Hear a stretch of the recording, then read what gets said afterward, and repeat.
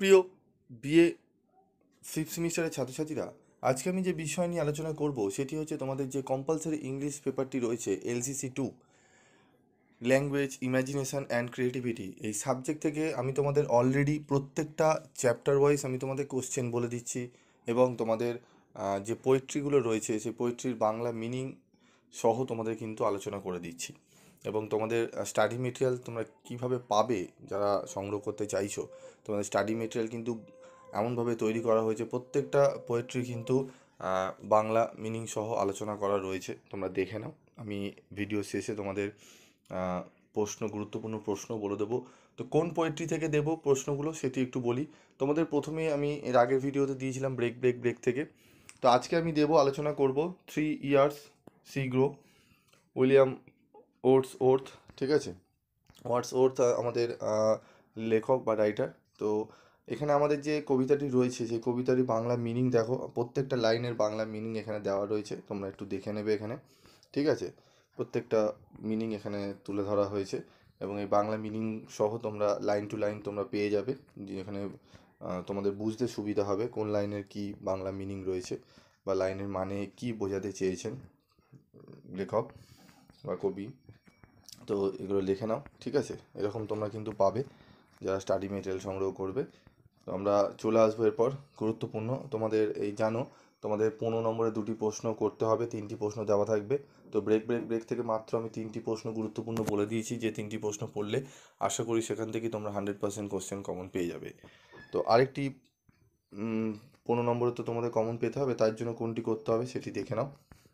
তো এই কবিতাটি তোমরা করতে পারো, ঠিক আছে? তো দেখে নেবো, চলো আমাদের গুরুত্বপূর্ণ 15 নম্বরের প্রশ্ন এখানে কি রয়েছে। দেখো এখানে রয়েছে আমাদের 1 নম্বরের প্রশ্ন, ঠিক আছে? Give a substance of the poem 3 years she grow. ঠিক আছে, 3 ইয়ার্স সি গ্রো কবিতাটির একটি সারাংশ দাও। হাউ ডাজ হোয়াট ওটস use the language of the common man in this poem 3 years she grow in sun and sour.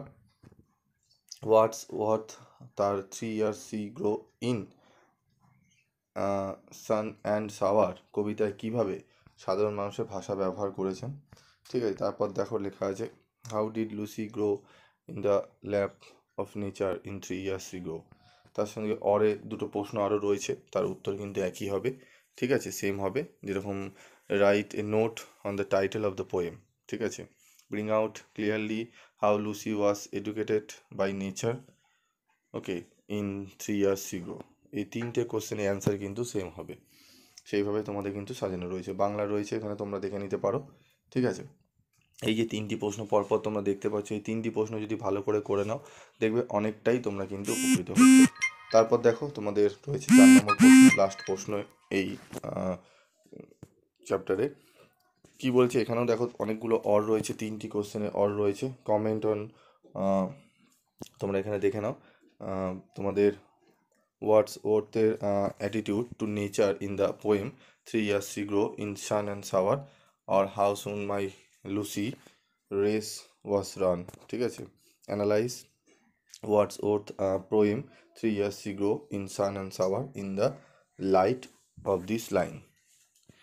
তারপর ওরে আরও একটি প্রশ্ন রয়েছে, ঠিক আছে, how does been nature been portrayed in the poem 3 years she grow in sun and shower by William Wordsworth. Okay, তো বাংলা মানেগুলো দেখে নাও। তো এই প্রশ্নগুলো যদি ভালো করে তোমরা করে নিতে পারো, এখান থেকেই তোমরা প্রশ্ন কিন্তু কমন পেয়ে যাবে, ঠিক আছে?